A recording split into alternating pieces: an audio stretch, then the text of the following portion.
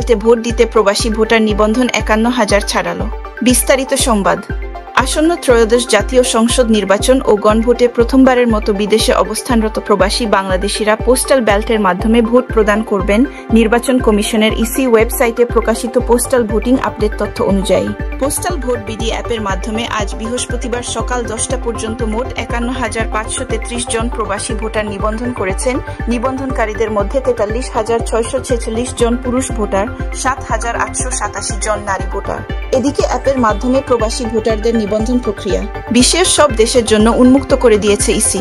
এ বিষয়ে গতকাল বুধবার রাতে নির্বাচন কমিশনের এক সংবাদ বিজ্ঞপ্তিতে বলা হয়, বাংলাদেশ সময় ২৭ নভেম্বর রাত ১২টা ১ মিনিট থেকে ১৮ ডিসেম্বর রাত ১১টা ৫৯ মিনিট পর্যন্ত পোস্টাল ভোট বিডি অ্যাপের মাধ্যমে প্রবাসী ভোটারদের নিবন্ধন প্রক্রিয়া বিশ্বের সব দেশের জন্য উন্মুক্ত থাকবে।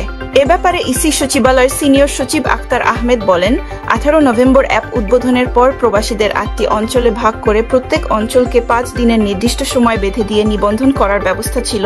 তবে প্রবাসীদের সুবিধার কথা বিবেচনা করে এই সীমাবদ্ধতাকে তুলে নেওয়া হয়েছে। ২৭ নভেম্বর থেকে বিশ্বের যে কোনো প্রান্ত থেকে যে কোনো সময় প্রবাসীরা নিবন্ধন করতে পারবেন বলে উল্লেখ করেন আক্তার আহমেদ। তিনি বলেন, ৫ দিনের যে সময়সীমা ছিল সেটা আর প্রযোজ্য থাকবে না।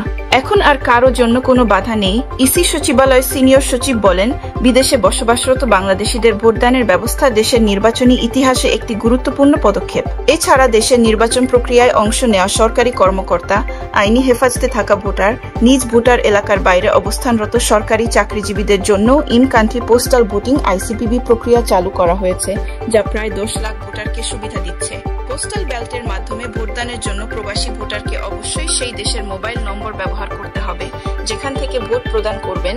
ভোটারকে গুগল প্লে স্টোর বা অ্যাপ স্টোর থেকে postal vote BD app download ও ইনস্টল করতে হবে।